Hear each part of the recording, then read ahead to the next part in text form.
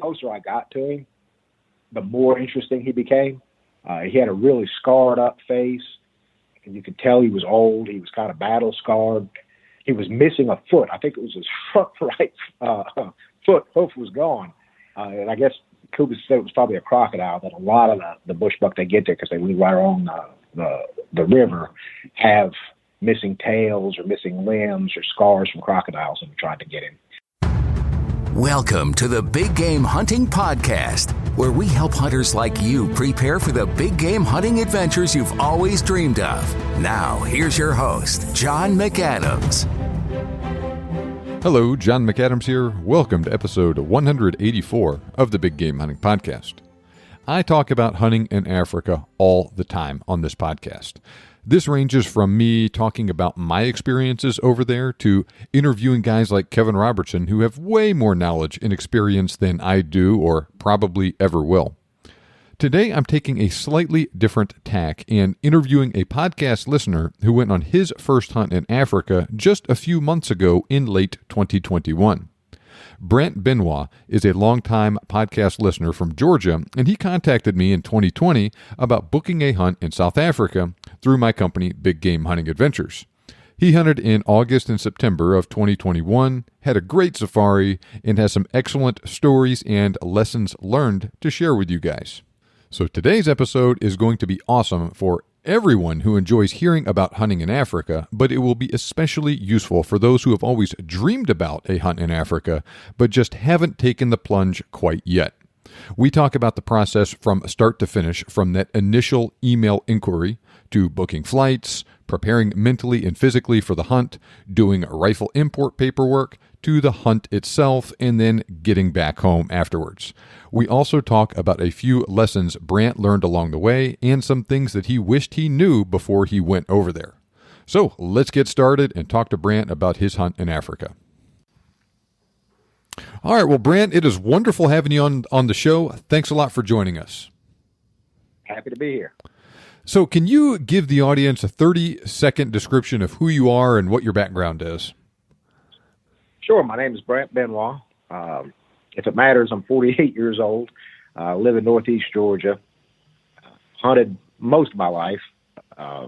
Pretty much self-taught from a young age. Nobody in my immediate family hunted. Most all my hunting, other than my trip to Africa, has been in the southeastern United States, Florida, Louisiana, Georgia, the Carolinas, some small game, whitetail, dove shooting, the typical southeastern hunts, hogs as a kind of an opportunistic hunt. Never really got into turkeys. I'd like to change that. That's just one more hobby to have to gear up for. Mm-hmm. Okay. Well, good deal. Well, before we dive into talking about your hunt, I got to ask you, how did you first discover the Big Game Hunting Podcast? Well, it was kind of an accident. Like a lot of us, I frequent the local pawn shops and gun stores and see what they have, anything new and interesting. And I stopped in one of the local pawn shops, and he had a Remington Model 7 and 260, which I'd heard of the 260. I knew what it was, but it's not a real common caliber in this area. So I didn't know a whole lot about it.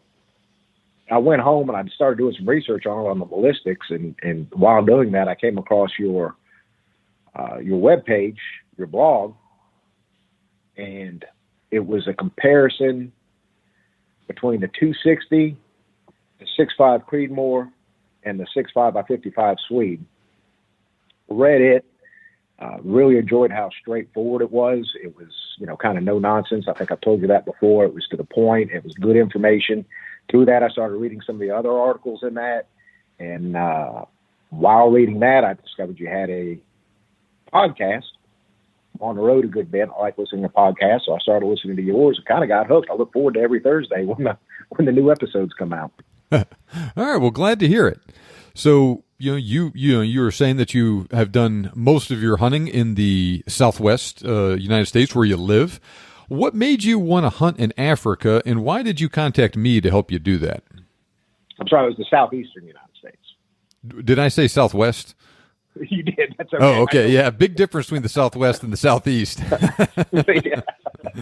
Well, since I was a kid, I'd always wanted to hunt Africa. I came across, again, quite by accident when I was in my teens. I know some people it's kind of controversial, but Peter Hathaway Capstick, read one of his books, enjoyed it. There's, no Amazon back then, so I'd scour bookstores, read a few more of his, came across Hemingway, read Hemingway, got a hold of copies. Peter Capstick did reprint. I don't know if he did it, but somehow he was involved in reprinting Roosevelt's Game Trails of Africa and several others. I read those and was just fascinated with it, something I always wanted to do, and kind of realized that we say one of these days we're going to do something, but one of these days has to actually be one of these days. And I decided, well, I'm still in good shape and no major issues, and was able to. It would be a good time to go. Yeah, I remember you contacted me, I think in the middle, maybe towards the beginning of the COVID craziness in 2020, looking for something in 2021. And I think a lot of people were doing that, right? You're stuck at home more than you would be ordinarily, spending more time online, thinking about all the things you can do when you can travel again and all of that stuff. And who knows, right? Situations like that also kind of bring into focus too, that you don't ever know what's going to happen, right? So make the most of opportunities when you get them, right? Right. That's absolutely right. You kind of get to thinking about who knows, is it going to get worse? Is it going to get better? It was funny at the time. It was, like you said, it was right at the beginning. And I really, like I think a lot of people at the time, thought it was just going to be a short-lived, it'd blow over. And I'm making my plans. I think when I contacted you and made the plans, it was a year and a half out. Mm-hmm. So thought I had plenty of time for things to kind of blow over and would be gone. But no, yeah, sitting around and thinking about it, it does bring a lot of things into focus. And so what sort of experience were you looking for when you went hunting in Africa? Well, I was specifically looking, I had spent some time kind of casually researching beforehand. And I knew more what I didn't want than what I did want, if that makes any sense. I wasn't looking for a resort experience. Not that there's anything wrong with that. I mean, that's great, but that wasn't what I was looking for. And when I talked to you and I spoke to some of the people you put me in contact with, I realized more that was what I was looking for, a more kind of camp experience, reminiscent of, an American deer camp, maybe, something a little more remote. Mm-hmm. That's really what I had in mind when I started planning it. All right. Well, we ended up booking this on, and we'll talk in detail about it here in a minute, but you hunted August, September 2021. How did you prepare for that hunt in the time frame? Gosh, I want to say, like you said, a year and a half out. So you have a year and a half to prepare. How did you use that time? Mostly what I did is ammo sourcing was an issue at that time. I spent a good bit of time dealing with that. Just kind of doing some research, of course, talking to you and looking at the list that you put out, which was right on the money of what to bring, making sure I had what I needed, which for the most part I already did. There's not a whole lot extra gear you need to have. Made sure I had that. Started looking at flights. Of course, you can't make reservations that far out. I had to wait till we were within a year to make the reservations. Shooting, everything I read, everything you said was practice off of sticks. And so I did. I started with the 22 just because ammo was cheaper and centerfire ammo was getting hard to find at that point. Started with the 22 bolt action, just practicing off of sticks because, as you know, that's not something we do a lot of in the U.S., particularly not in my region. Mm-hmm. I don't know that I've ever shot standing off of sticks before in my life until that point. So I practiced with that. I was able to get a hold of some cheaper 30-06 ammo, which is what I was using was my 30-06. Practiced off the sticks with that, practiced from different ranges off the sticks, practiced speed off the sticks, how fast can I get on the sticks, make the shot, make an accurate shot, reload. Also, I ordered Kevin Robertson's book, The Perfect Shot. Studied that in great detail. Whenever I was sitting around and didn't have anything else to read or anything else to do, I'd just kind of peruse the pages of it, and look at the different shot placements on a different game that I was particularly going after. My job keeps me somewhat in decent physical shape, so that wasn't really something I had to prepare for a whole lot. That was about it. Mm-hmm. Well, let's we'll skip the travel aspect of the hunt right now, and we'll talk more in detail about that at the end. But let's talk about the story of your hunt itself in general terms, and then we can kind of dive into the details of specific parts as we need to. So, I guess let's start with you arriving in South Africa. Yeah, I got there after 30-something hours of. Well, I got to the camp at 30-something hours after 30-something hours of travel. So I was exhausted. Mm-hmm. No issues at the airport. No issues getting up to the camp. It's about a 5-hour drive. Got there, sighted in the rifle, made sure everything was good. Everything was just right with it. Started our hunt that evening. Of course, we got the kudu that very first night, very first evening.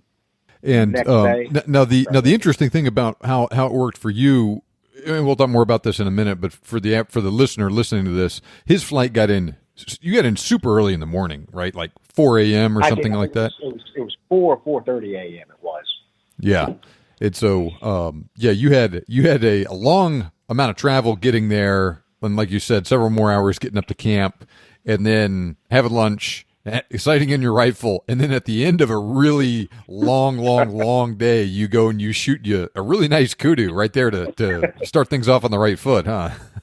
It was kind of, I was overwhelmed at the time. I was, kind of disoriented from jet lag and being up so long and traveling so much. It was a whirlwind that first evening, but I'm glad that was kind of, I don't say out of the way, but the pressure was off. And the nice thing about getting there that early in the morning was that it allows a little extra hunt time, mm-hmm.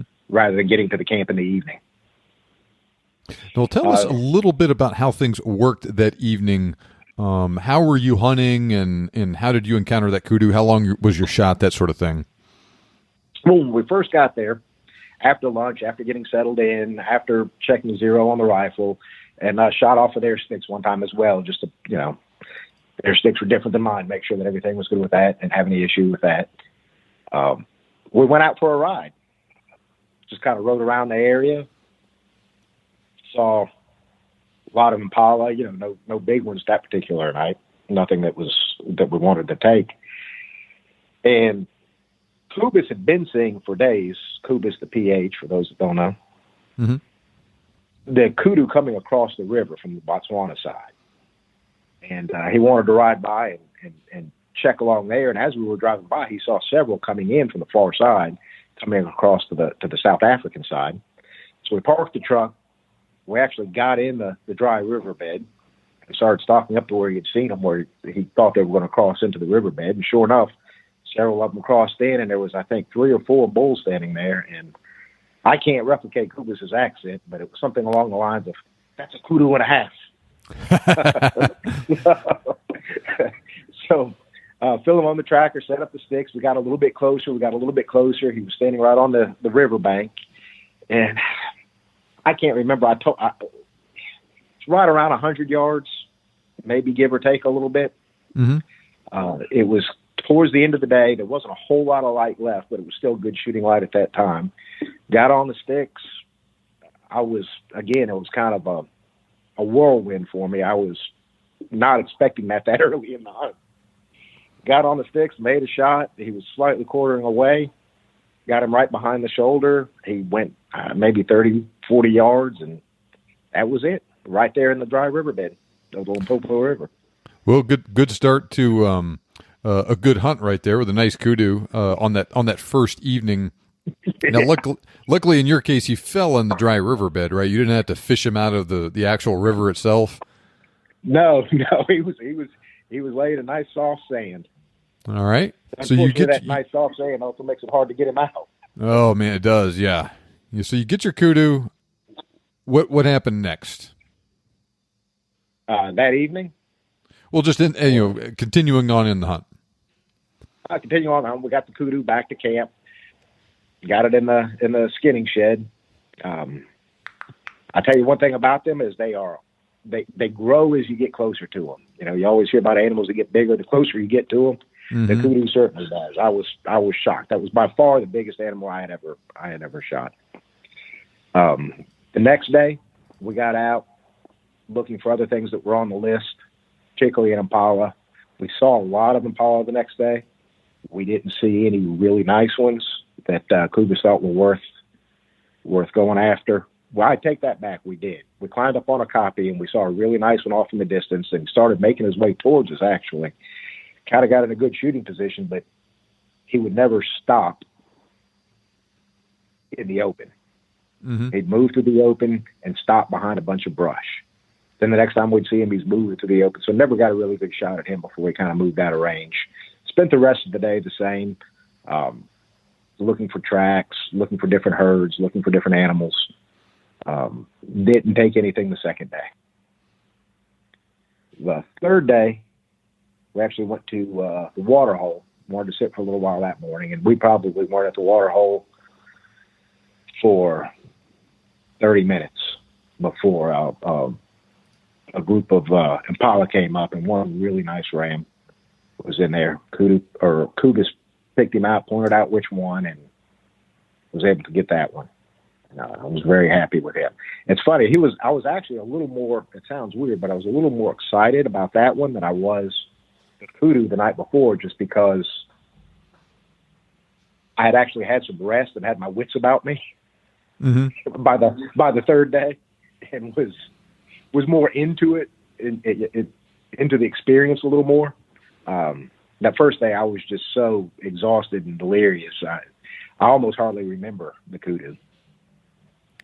And sometimes when things happen kind of quickly like that, it's hard to process what's going on until after things settle down a little bit. And then we have a little bit of time to think about it, like, was the case with the impala, where it sounds like the situation developed a little more slowly. It was a different situation. It did. It definitely did. It was, that's when when I shot the impala was when I really felt like I was in Africa. I don't know why. It just, that's the moment it really kind of hit me. All right. I think it's because I finally had some rest at that point. Yeah. I mean, like I've said to so many people, man, just the getting over there is such a tail kicker with all of that stuff. Sometimes it does take a couple days for you to really get settled in and feeling it. It does. That was certainly the case. And so we've got a kudu and an impala down at this point. We're on day 3 of your hunt. Let's keep going. Sure. After day 3, kind of hit a little bit of a dry spell. The weather had changed a little bit. We decided to go after the zebra next, and we were finding zebra, but they were being real skittish. We'd get out, stalk. We stalked one herd for quite a few miles. Tracked them, and as soon as you get close, before we could even get the sticks up, they're thundering off in the distance. A lot of times we never even saw them on the other side of some brush, and it's a sickening sound, hearing all the hooves thundering off in the distance, and you didn't even get to see them. Mm-hmm. We did that for a couple of days. We climbed up on some copies looking for them, glassing for them. Every time we'd see some as we'd get closer. We just never could get in and get a real nice shot at them. During this time, we were also kind of looking at other animals. We're always looking for other things that are on the list, but the zebra kind of turned out to be a bit of a nemesis, and I think all of us were just to the point where we were bound and determined to get close to one of those. So that's what we really concentrated our attention on. And on the 7th day, it worked out. On the 7th day, we did find a group. We got close enough to them. They didn't spook right away. Unfortunately, I don't know if I told you this or not, I shot the wrong one. Oh, no, you didn't. Well, they were standing in some fairly thick brush, and Kubis and Philemon both are watching them, and they said, shoot the one all the way on the left. They were kind of standing in a line broadside to us. I said, shoot the one furthest to the left. Well, there was 3. 1, 2, 3. So I shot the one furthest to the left. I didn't know there was about a 20-yard gap, and there was another one further to the left. I just saw those that were standing in the group. So I shot the one that was the furthest left in that group. I never did see the other one. From my angle, I never knew he was there. So we finally got the zebra on the 7th day, and I mean, I was happy with it. It was not. I was thankful to have him. Yeah, you know, I've done that exact thing myself. Actually, with a Gemsbach, ran into a situation where we going through the brush. PH stops. He sees one Gemsbach. I see one Gemsbach. He says, "Shoot it." Turned out there was 2 Gemsbach there, and we were each looking at a different one. And that was a tiny Gemsbach I ended up shooting that day. And I was well, the thing is, it's not that's hard for, or at least it was hard for me, is if you're used to hunting in the U.S., and particularly my region, out west it may be more similar to South Africa, but I always thought I had a good eye for game in the woods. I can spot them, I can see them, I can pick them out of the brush. But there, they were seeing things I never did see. You're just not used to that vegetation or that type of terrain or the outlines of the particular animals that you're seeing there. And I struggled seeing some of them.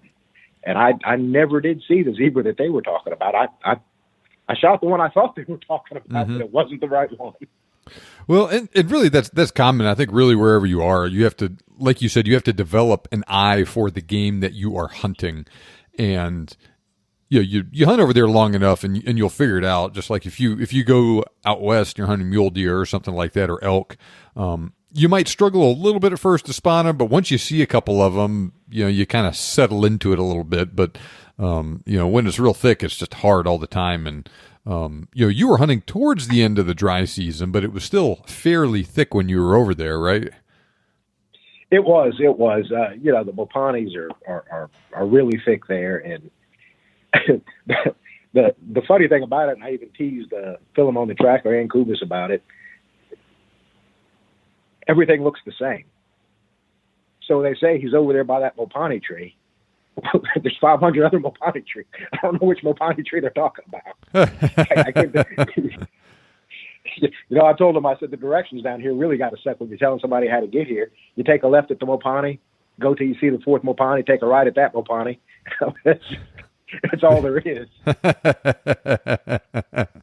And so you said you shot the zebra on day 7 of the hunt? Day 7. I'm pretty sure it was day 7, yes. Yeah, so you're on day 7 or day 10, and so you got a kudu, an impala, and now you're a zebra down. What happened after that? Well, during this whole time, during those 3 days we were looking for zebra, and I should have mentioned this, we were also keeping our eye out for wildebeest and gemsbok, because both of those were something that I'd wanted to take while I was there. We really weren't seeing any. Up to this point, we'd not seen a gemsbok at all, and I think we caught a fleeting glance at a wildebeest at the water hole. So we're getting, we're over halfway through now. So I had read, and I was perfectly fine with it. I think you said this and several other people, kind of take what Africa has to give. Mm-hmm. We were seeing some really nice bush bucks every morning on the drive along the river out to the rest of the area. We'd see them. We got out, put a stalk on a couple. At that time, bush buck wasn't on my radar. I'd really not even researched them before I went over there. It wasn't something I was particularly looking for. And they kept telling me those were really nice ones that we were seeing. We'd stalk, we'd get close, they'd run across the river to Botswana, and that'd be the end of it. Well, by the 9th day, I was kind of getting the idea that maybe I need to broaden my options, as we'd still not seen. I think we saw, by that point, by the time I shot the bush buck, we had seen one gemsbok, and it was after dark, driving back to camp, running across the road. Now they're there. I know they're plentiful there. We'd see their tracks everywhere. It's just, like I said, the weather had done some funny things that week, and I think it made changed the patterns a little bit of some of the animals. So I said, yeah, let's look at the bush bucks. They were telling me about them, and the more they told me about the animal and kind of how unique and interesting they are, the more interested I got in taking one. So sure enough, on the 9th day, we got out. We had been seeing them in the thicker brush right along the river. It's kind of an island where the river branches around it. And again, the river is dry, so we're not out wading across a flowing river or anything. But to the island between the two dry riverbeds where we had been seeing the bush bucks, and we kind of started stalking along there and saw a really nice one fighting with another one. And set up the sticks. They said, take it. I got on the sticks. We were in the sand in the riverbed. I got down over the sticks, and something just didn't feel right about the sticks. I kept trying to pick them up and hold them up higher because they felt a little low. I took the shot, and I completely blew it. I shot right underneath him, and it was maybe only an 80-yard shot. I had a clear view of him. He was broadside to me. When I got off the sticks, I told Phil on the tracker, I said, these sticks, they've gotten shorter. We got looking at them, and sure enough, the legs had collapsed about 10 inches on them from getting on them so much the previous days looking for zebras. They had just kind of pushed down, and I'd not noticed it before. So I'm not blaming that for it. I mean, I should have still been able to hit it, but I was kind of bent over at the waist on the sticks, and that's one of the things I didn't practice. I practiced with the sticks at the ideal height. Before I went over there, I didn't really practice with them, and that's something looking back I should have done on different angles, on sides of hills. I didn't, so that was my fault. But it worked out because on the 9th day, we found another really nice one. We put on a good stock. We had the sticks adjusted right. Got on the sticks. He was maybe 60, 70 yards away, standing right on the riverbank again. Nice broadside shot right through the shoulder. He jumped off the bank into the dry riverbed with maybe 15 yards, and there he was. They're a real cool little animal, aren't they? They are. And that's another one that the closer I got to him, the more interesting he became. He had a really scarred up face, and you could tell he was old. He was kind of battle scarred. He was missing a foot. I think it was his front right foot. Hoof was gone. And I guess Kuba said it was probably a crocodile, but a lot of the bush buck, they get there because they live right along the river, have missing tails or missing limbs or scars from crocodiles and tried to get him. And this one's foot was gone. It was just a piece of bone sticking out, and it had healed up, and he seemed no worse for wear. My God, that is just amazing that an animal, you can get a foot bitten off over there, no doctor, no antibiotics, and you just deal with it. And you know, he was living just a perfectly normal life until you killed him, huh? He was. I mean, we could see when we were watching, because we watched him for a little while, and he'd actually run off a little bit in front of us a couple times before we got in position. And watching him run, we couldn't tell there was anything wrong with him until after we walked up to him after he was on the ground. And it was just his bone was just, he was just walking on a piece of bone. My goodness, jeez. And it healed up fine. There was no sign of infection, no sign of anything with him. He was perfectly all right. Man, well, he ended up being one of my favorites of the trip, actually, and that was something I didn't even have on my radar, and he ended up being one of my favorites. You know, that is really cool to get these little kind of unexpected things that happen during the hunt like that. That who would have ever thought that you would have shot a bush buck that had gotten one foot eaten off by a crocodile like that? But like you said, that sort of thing happens over there, right? It's wild Africa, man. It is. And you know what? I kind of mentally prepared myself before I went to be open to the experience, open to be flexible, and it really worked out in that case. Really. All right. Well, so you got everything but your blue wildebeest now, but that's also a really interesting story of how things worked out with that. So why don't you tell that story? Sure. Well, it was actually on the last day. Which was really my 11th day of the hunt, because I shot the kudu the night I got there. So that wasn't one of the days of the hunt. It actually worked out really well for me. So on the 10th day of actually being in Africa, we looked for wildebeest and gemsbuck again. Mm-hmm. And gemsbuck, we weren't finding. Like I said, we found their tracks. We tracked them. Philemon. He and I put on some miles tracking gemsbuck, but we just never could get up to a herd or any of them for that matter. So we decided to concentrate on wildebeest because we had seen some wildebeest close to the water hole and an area kind of behind it. So we went and said, we're just going to hunt on foot. We're just going to get out. We're going to walk till, this was their plan. Kubis will make a plan. That's his famous saying. I heard that a lot while I was here. God, if he said that once, you said it a million times. You're right. Right? Yeah, about 4 times a day. We'll make a plan. Well, we made a plan.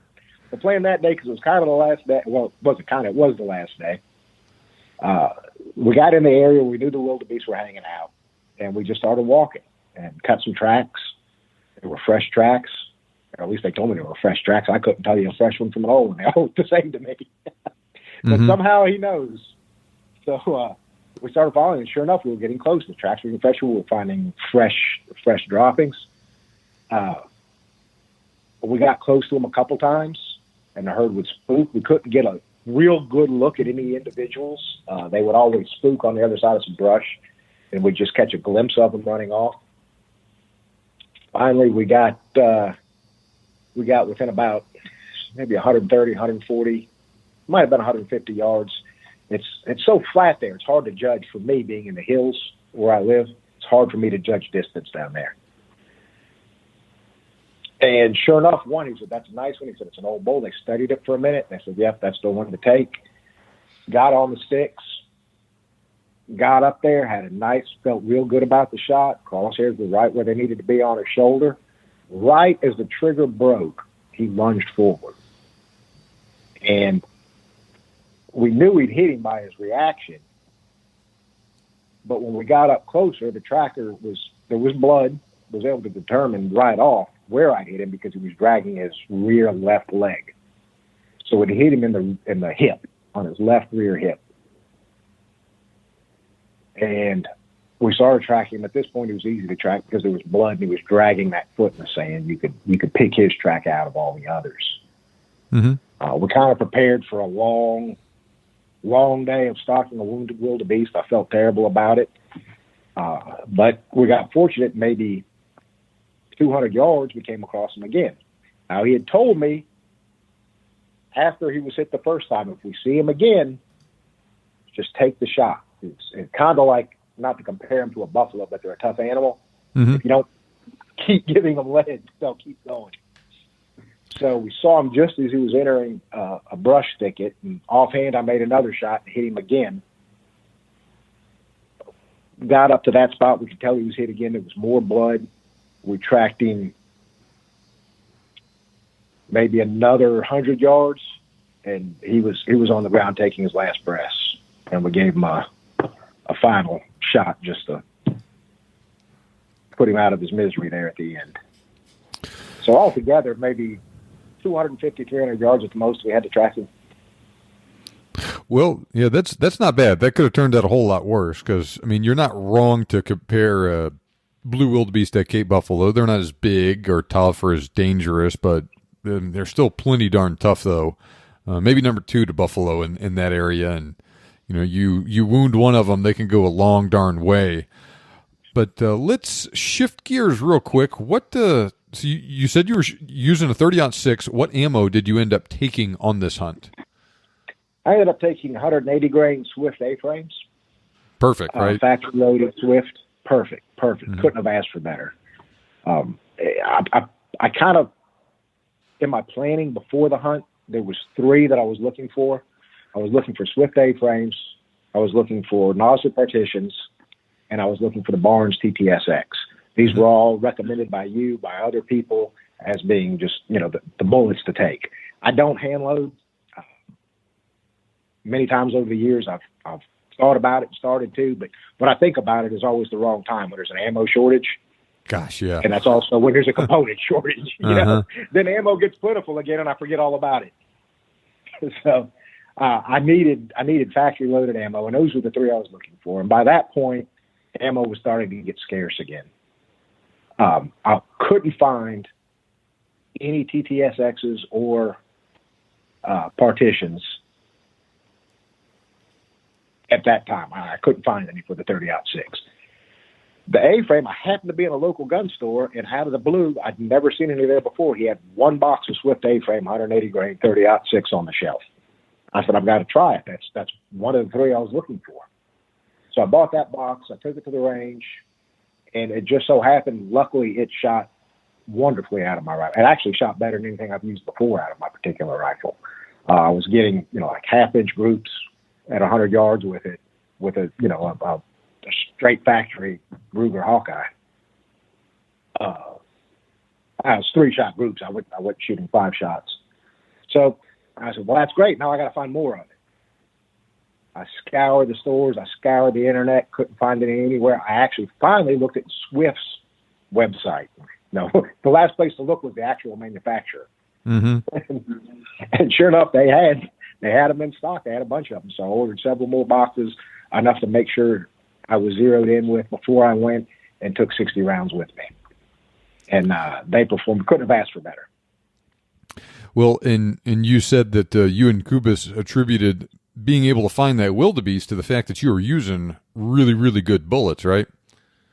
He did. And to back up a little bit, if this means anything, when we first got there the first day, and I got my rifle out, my ammo, he asked what ammo I was using, and I told him, and he was thrilled that I had brought those particular, that I didn't come with not that there's anything wrong with them, but a lesser bullet, a whitetail bullet, so to speak. He said, all too often people don't, it causes trouble.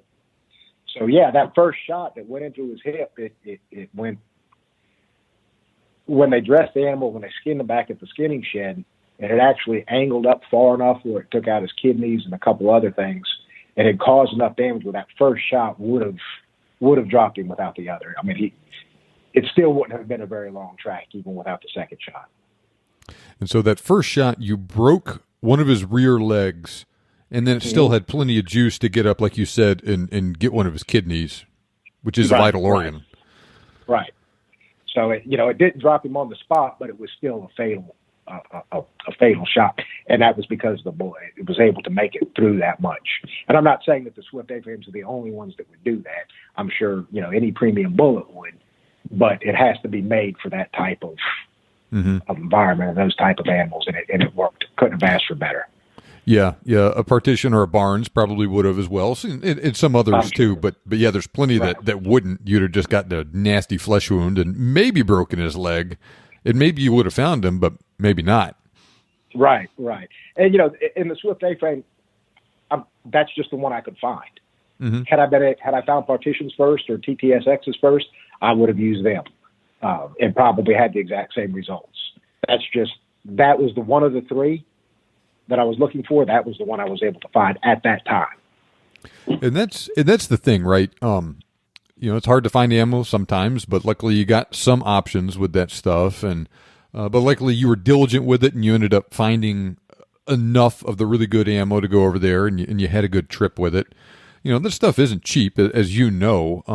All ammo now is more expensive now than it used to be, but premium stuff always has been and always will be more expensive than your regular stuff. And but this is one of those things, you spent a lot of money on this hunt, and that would have been it's an area where a lot of people try and cut corners and try and use real cheap ammo, but that's the thing that actually does the job, right? And that would have been a very penny-wise and pound-foolish decision to get in a situation where you're using $20 box of just basic ammo, and then you wound and lose this wildebeest, and so it cost you a wildebeest trophy fee because you tried to save $40 or $50 on ammo. Exactly, and that was my thought to begin with. I read somewhere before the hunt, and months before when I first started, you plan a hunt like that, you start kind of reading everything you can find about it, and getting yourself psyched up for the trip. And somewhere I had read, and it made perfect sense, it stuck with me, that the bullet, not the cartridge, not the rifle, not you, the bullet is the only thing that touches the animal. Mm-hmm. That's what actually hits the animal and does the job. And so that's what I focused on. I hunt with regular cup and core. I hunt with corelocks, whitetail hunting in Georgia, but never had an issue with it. But I wasn't about to take those down there. not given, like you said, the money and the time invested in it. I wanted something that I was fairly sure was going to work and was recommended for the job. Yeah, and this is also a situation, too, where you do the best you can as a hunter, and you practice ahead of time and all of that stuff, and you do your best to place your shots where they're supposed to go. And sometimes, despite our best efforts, we make mistakes because we're human beings. You've done it. I've done it. And then sometimes you just miss. And then sometimes the animal, like you said, lunges forward right as you're squeezing the trigger, and then sometimes that was something that you didn't have any control over, but your bullet still didn't go where you wanted it to go. And that's a situation where a really darn good bullet can sometimes save your bacon on that, where one that's not as nice won't. Right. And not by no means bad talking any other bullets. It's just different bullets are better suited. I'm not a ballistics expert. You have people on your podcast all the time that know more than I'll ever dream of knowing about this type of thing. But I knew what was recommended, and certain bullets are better for certain applications, and I chose what I felt was the best for that application. Yeah, well, Joseph Von Benedict and Kevin Robertson would probably agree with Kubis.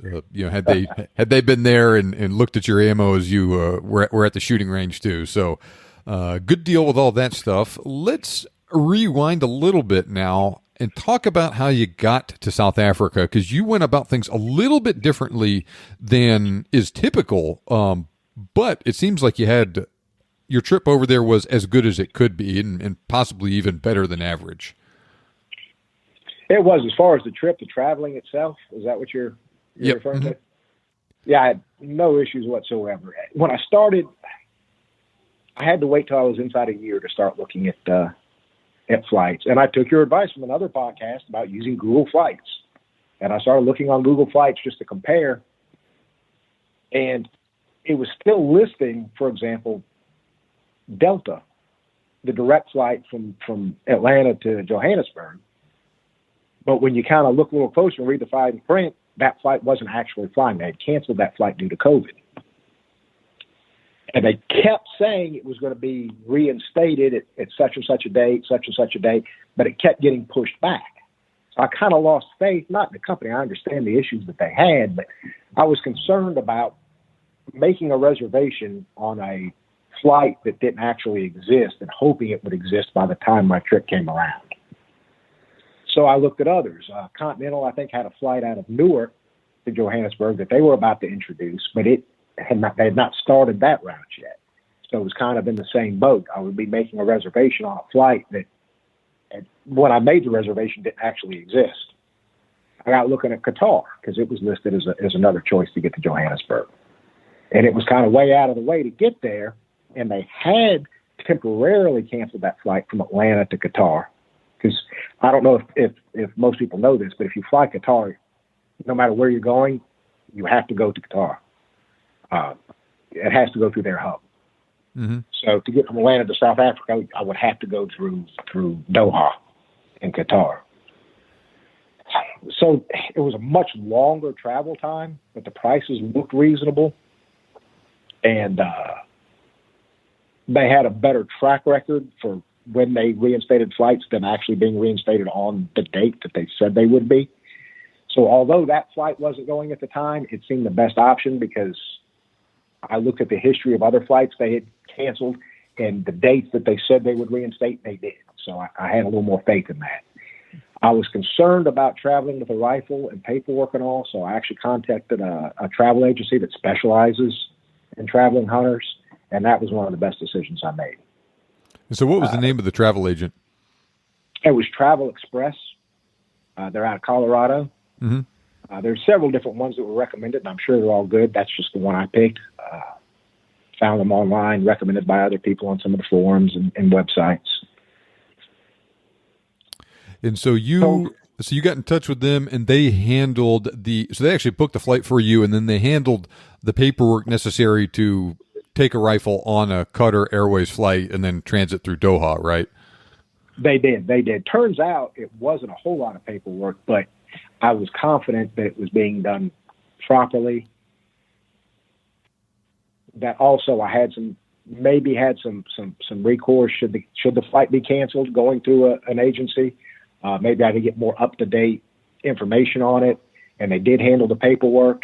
And honestly, I've heard horror stories of traveling with firearms through all different countries, all different airlines. I had zero issues. It could not have gone smoother. I had the paperwork that I had to fill out on my end, which, you sent me both copies of it, the SAPS form, the 520, the Customs 4457. I was able to get I had to have a negative COVID test within 72 hours of departure, and it had to be a PCR test. I was able to get that. It took some doing, but I was able to get it in time. I had my invitation letter, my itinerary, my passport, had all my paperwork in order, and if I can stress anything, I think it's have that stuff in order as far ahead of time as you can. Have many copies of it made. Keep copies all over the place. I think I took 4 or 5 copies in my carry-on. I had a copy in my rifle case. I had a copy in my check bag. Made sure I had plenty. Got to the airport in Hartsfield, walked up to the Qatar counter. They saw me standing there with the gun case. A representative from Qatar came up, asked my name, told him who I was, looked at his little list. He said, "We have another line for you over here." They took me to a separate line. Nobody in it. It was just me. They had one agent dealing with me. I had to sign a few things. We went to the customs office. The officers looked at the rifle. They opened the case. They looked at it, signed their little paperwork, put it in there, and that was it. They put it on the belt, and it was gone. And next time I saw it was in Johannesburg at the airport. That's always what you want. You put it on the belt there, and then the next time you see it is when you're looking for it when you get to your final destination, right? That's it. It's funny. Something I realized kind of after the fact was you can scan, and I'm sure a lot of airlines do this. You can scan your baggage tag, and there's an app you can have on your phone, and you can follow your baggage, make sure it got on the plane. Mm-hmm. Well, I realized when I got on the plane in Atlanta for the first leg of the trip, it didn't really matter. It doesn't do you a whole lot of good. If you're on the plane and your rifle's not, there's nothing you can do about it anyway. Mm-hmm. So I guess it's just peace of mind knowing that it's there. And it was. I had the flight was great all the way to Doha. It was a long flight. It was 13 and a half hours. Got to Doha, had a 4-hour layover there, which wasn't bad. You get off the plane. You've been on a plane that long. You want to kind of walk around, stretch your legs some, grab a bite to eat, get back on the plane. 8.5-hour flight to Johannesburg. Like we talked about, got there, I think it was 4:30 a.m. Johannesburg time. Got my check bag off the carousel. Saw a couple of the SAPS officers wheeling my case to an area. I went out and I met Kubis and Christian, who were there at the airport to pick me up. They went with me to the SAPS office. Had to give them a copy of the paperwork. Signed their logbook, and that was the end of it. Took the rifle, and off to camp we went. Well, very good deal. Your experience on Qatar Airways definitely is making me want to really strongly consider flying on them next time I go over. And if I end up doing that, I probably will book through Travel Express, Travel with Guns, one of those travel agencies like that to kind of help kind of grease the wheels on bringing a rifle and on it and all that stuff. I flew Emirates Airways several years ago going to South Africa, and I did not bring a rifle, but that was a piece of cake, right? Sort of like Qatar Airways, right? You fly to Dubai in this case, and then you go down there, but still, real nice flight. That was the best economy class airline ticket I've ever flown on in my life. Got there at a good time, reasonably priced ticket, especially for the quality that I got, all of that stuff. And so, especially if it's straightforward and not super painful, bringing a rifle definitely is going to be something I look for in the future. Like I said, it couldn't have gone smoother as far as the rifle went. Like you said, the airline was great. The service was great. Their attention to detail was great. I had no issues with the flight with the company. It was the first time I had flown with them. I really didn't know anything about them before my research. But I'm not saying the horror stories don't exist. I know they do. And I may have just got lucky. Again, my experience is, it's one. Well, but my sample of one was perfect. It was perfect. Well, and it was the same on the return flight. I had no issues on the return flight. Your stuff that you talked about with your apprehension about flying Delta especially ended up being borne out, so for the audience here, so we're recording this in 2022. He hunted in 2021, which was when kind of things were starting to kind of come back to life from COVID, but there was still just a lot of things that still weren't working right. And in many cases, they're still not working right. But Delta in particular was an airline that a lot of our customers had a lot of problems with last year with their flight continually getting rescheduled. And like Brant mentioned, okay, we're going to restart the flight to Johannesburg on this date. And then, oh, no, we're going to postpone it 60 days and we're going to postpone it again. United did end up starting that flight from Newark to Johannesburg, and that one actually went real well. Everyone that flew that flight last year, nobody had any problems with it. And then Delta did end up getting their act together later in the year, and so we'll see how all this stuff works out in 2022. Hopefully it's going to be better, but flying is always kind of a pain, and COVID makes it that much more difficult. But I'm glad to hear that your little bit of a non-traditional route of getting to Africa, going through the Middle East, worked out really well like that. So something for the listener to keep in mind. Yeah, absolutely. My concern at the time was, hey, a 15-hour direct flight would have been great, but I was more concerned with getting there than getting there in a timely manner, if that makes sense. I went with what I felt at the time was the surest thing. And at the time, for me, that was Qatar. Yeah. And I would fly them again. But it is a long flight, Alex. Be prepared to sit in an airplane seat for a long time. Yeah, that's the thing, right? Because I think it's about a 10-hour flight from Dubai or Doha down to Johannesburg. And so, yeah, you add that to a 13-hour flight getting there. It's 23 hours total on a plane, plus your layover, compared to one 15-hour flight with no layover. Right. And then the return's even longer. Coming back from Doha to the U.S., you're flying against the wind, so it's actually 15 hours flying back to Hartsfield from Doha. Whew, man. And I had a 9-hour layover. And I don't know, if I can throw this in real quick, if people know, I didn't know this. A lot of people may already know it. I was able to get a little bit cheaper flight by having a longer layover on the return. I didn't know that was something that they did, but apparently on Qatar, at least they do. If you want a shorter layover, you pay more. So I was willing to take the longer layover to save some money. Do you recall what you paid for your round-trip airfare? No, I did fly business. Ah, okay. Oh, well, that's a great way of doing it, especially for those super long flights. Well, and it was in the upper 3,000s. It was under 4,000. Maybe, I don't recall right off. That's still a really good price for a business international long haul flight like that, though. It was compared to others, and it really wasn't that much more than the premium economy, which is just an economy seat with more legroom on Delta. Had Delta still been flying that, I didn't pay that much more for the Qatar flight to fly in business, and their business class was amazing. I'm not a business class kind of guy, but hey, I forked out a little extra for it. It was worth it. All right. Well, with all things considered, just looking at the hunt itself, it sounds like you were fairly well prepared for things. Would that be accurate? I felt like I was. The only thing, like I said, I did do extensive practice off of sticks, but I didn't shoot the sticks at different heights. Or, I was setting the sticks up myself. I didn't have anybody to help me at the time. So, I was setting them up at the optimal position every time. Looking back, I should have practiced a little more with them at odd angles, or maybe a little lower than ideal or higher than ideal. Well, fair enough. That's a change. If you're able to nitpick yourself that much and get into a little bit more detailed training like that, you're way ahead of the average guy going over there. Aside from that, is there anything that you wish you knew before your hunt? Yeah, I wish I knew I was going to want to go again. That's the thing, ain't it? I wish I knew it was going to be addictive. You didn't tell me that part.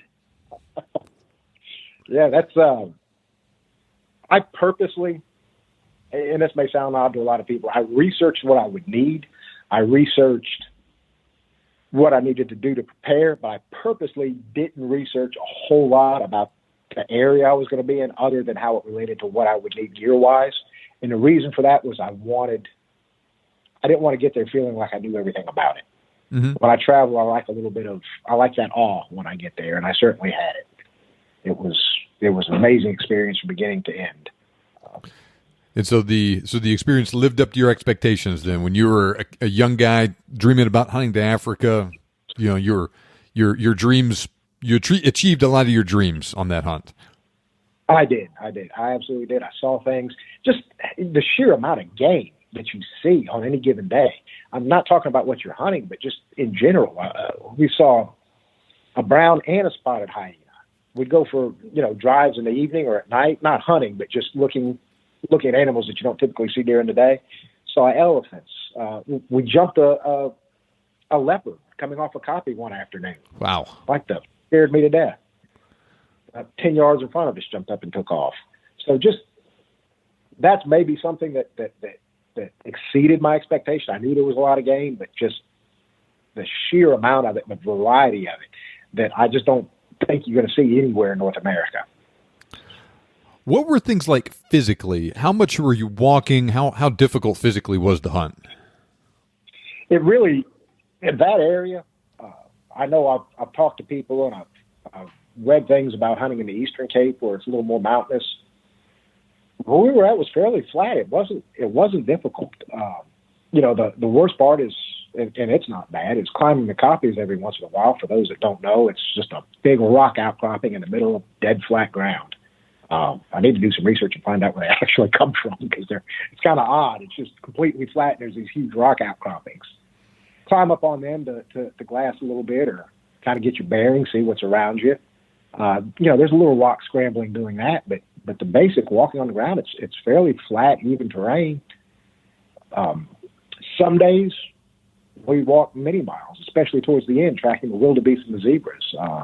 I think the last day, we estimated it was maybe 9 or 10 miles we walked and climbed several copies, but we were hunting hard because it was the last day. Mm-hmm. We were hunting harder than we had up to that point. But our average day was not particularly physically taxing. Now, you've got to be able to walk. You've got to be in decent enough shape. But you don't have to be an athlete by any means. I'm certainly not. I didn't really physically prepare for it, and I didn't have any issues.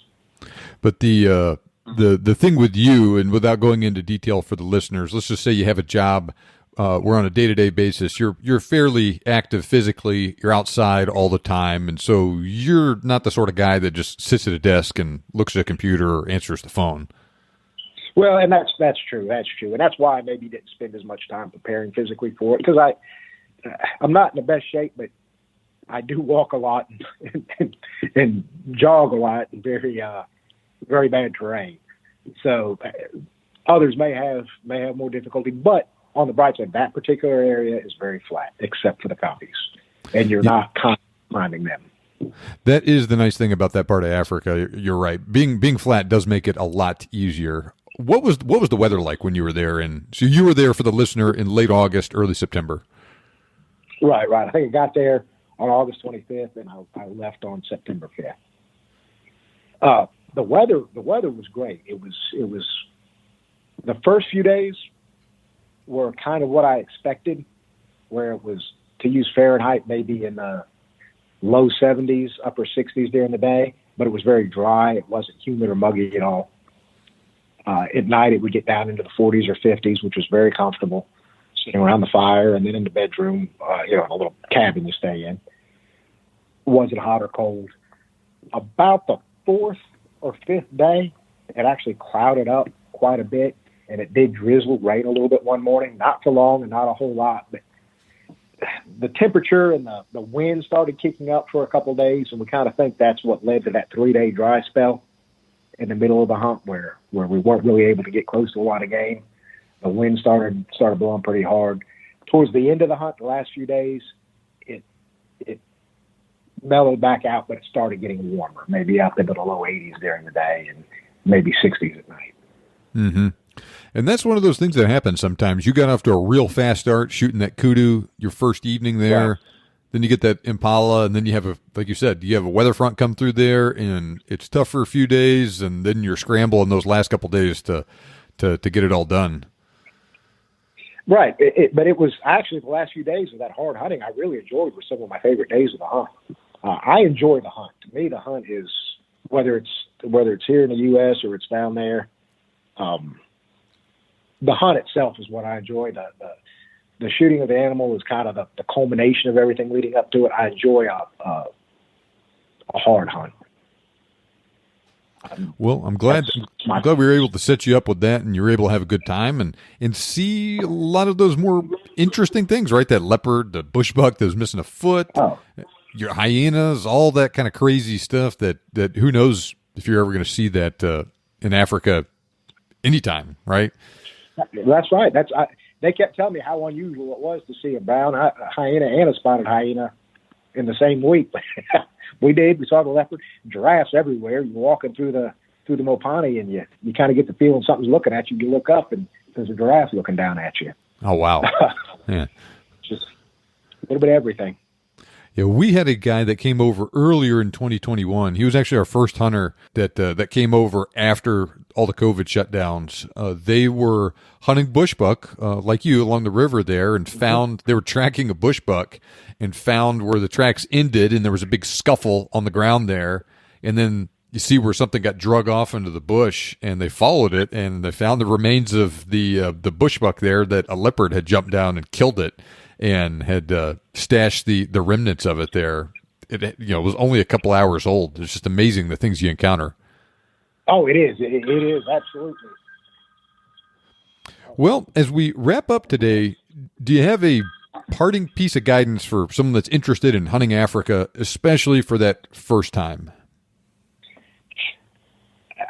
I'd say, first of all, if it's something you wanted to do, just go.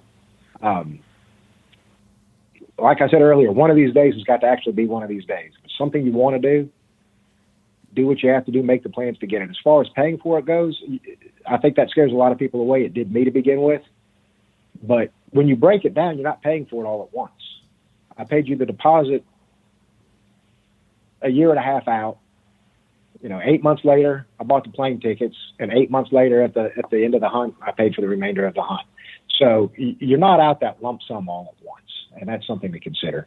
The other is you don't need, for a plains game hunt. Now, I couldn't tell you about dangerous game. I didn't do that. But for a plains game hunt, the area I was in, I don't think you really need any specialized equipment or gear. If you have a good deer rifle and a suitable caliber, you don't have to buy anything special. You don't have to buy anything new. If you have binoculars, a good set of binoculars, hunting clothes, I wore just cotton pants and dark earth tones and long sleeve shirts. They give you a shirt when you're there. You don't have to overpack. It doesn't require a lot of specialized gear. So I'd say don't feel like you've got the additional expense of buying a whole lot of extra stuff just to go hunt plains game in South Africa. Well, those are all excellent points. Definitely things worth considering. And for the listener, Brant shot all his stuff with a 30-06. He used great bullets in it, but it wasn't anything crazy or special. You can go get a 338 or a 375 if you want, but you don't need to. The 30-06 is a super, super popular cartridge for hunting over there and very effective. Right, absolutely. Use whatever you like, but you don't have to. I guess you don't have to buy a specialized rifle for it. And as far as the bullets went, the only animal that the bullets didn't exit was the wildebeest, and we weren't able to find them when we were skinning it. They never did find the bullets in it. But everything else, we had pass-throughs and very quick kills. Okay. Well, that is all excellent. I really enjoyed chatting with you today. I hope the listeners found it interesting and useful as well. So, Brant, thank you so much for joining us. Sure thing, John. Anytime. As you heard, Brant wanted a hard hunt, and he got one. Some things come fast and relatively easy, like they did with his kudu that first evening. But other animals will really make you work for them. Even in the same area, like that wildebeest he walked 9 miles for on that very last day of his hunt. Fortunately, he was prepared, though. He came over in good shape. He brought a rifle he has hunted a lot with. He practiced with that rifle extensively off sticks before his hunt. He used really good quality ammo. And he came over with a good mindset where he was willing to put in the necessary work. All of those things in combination paid off, and he had an excellent trip with some great hunting, and he really got to experience Africa up close and personal. And yes, I will post a photograph of that bush buck he took with the missing foot on Instagram. Now, I think a safari should be as much about the hunt and the overall experience as it is about shooting this or that particular animal. Yes, that is a big part of it, but I think that most people will remember and appreciate the overall experience of what it's like to hunt Africa, like seeing a baobab tree, seeing and hearing the incredible variety of game over there up close, ranging from crocodile to birds and elephants, and just getting the chance to immerse yourself in a completely different world over there, more so than they will remember shooting a kudu or an impala of a particular size. I don't mean to discount that because, yes, that is an important part of the experience. But at least the way I look at it, that's not the entirety of what hunting in Africa is about either. So if you want a hard hunt where you'll get the chance to experience the African bushveld up close and personal like Brant did, then get in touch with me and I will set you up with an outstanding hunt out in the bushveld for buffalo and or for plains game. Like I've mentioned on the podcast before, we have recently acquired a brand new hunting area in South Africa's Limpopo province that is upstream on the same river from the place Brant hunted. It's still on the border with Botswana, and this area is also located in one of the least developed areas still left in South Africa with that wild Africa feel to it. In addition to hunting in a remote and isolated area, you will get to see the herds of antelope roaming the countryside like Brant described, see crocodile and hippo in the river, and hear the sounds of jackals at night. So not only is the hunting fantastic, but it is also a great place for you to see a side of Africa in a manner that few other outfitters can provide. Additionally, that particular area has received extremely light hunting pressure over the last 5 years due to some issues the previous owner had. There's a lot of game there, and things have really gotten a chance to grow big in recent years, though. And in addition to having so little hunting pressure recently, we received a lot of rain in the past couple months there, and that bodes very well for the upcoming hunting season. 2022 is the year to come over if you want a big kudu, impala, wildebeest, whatever. Now, these hunts are for serious hunters who want to experience wild Africa. They're not for everybody, and I actually have to turn away people who are interested in hunting with us each year because I don't think they can hack it. But if you are a serious hunter looking for a true African hunting adventure, send me an email, john@thebiggamehuntingblog.com, or visit bestsafarihunt.com, and I'll get you set up with that hunt you've always dreamed of. Our 10-day Bushveld package is a great place to start with a hunt there, and so is the 7-day First Timers Adventure. Both packages can be modified if you want to hunt additional days or hunt additional or different animals, or I can just build you a completely custom hunt. The offer I have made previously of a free zebra for anyone who books any hunt with us that takes place during the 2022 calendar year is still available as well. A bunch of podcast listeners have already taken me up on that offer, and they're going to have great hunts here in the next few months. It's not too late for you to get in on the action either. As I am recording this, I have availability in May, October, and November of 2022, and I do have availability, lots of it actually, in 2023. Contact me for specific dates available. Don't mess around if you want to take advantage of this opportunity. Go to bestsafarihunt.com or email me, john@thebiggamehuntingblog.com. Don't forget to mention that you are a podcast listener. Now, the fact that you are listening to this podcast means that you are serious about making your dreams come true. You can make your dream hunt turn into a reality, and I can help. Thank you for listening, and I will see you back here next time on the Big Game Hunting Podcast.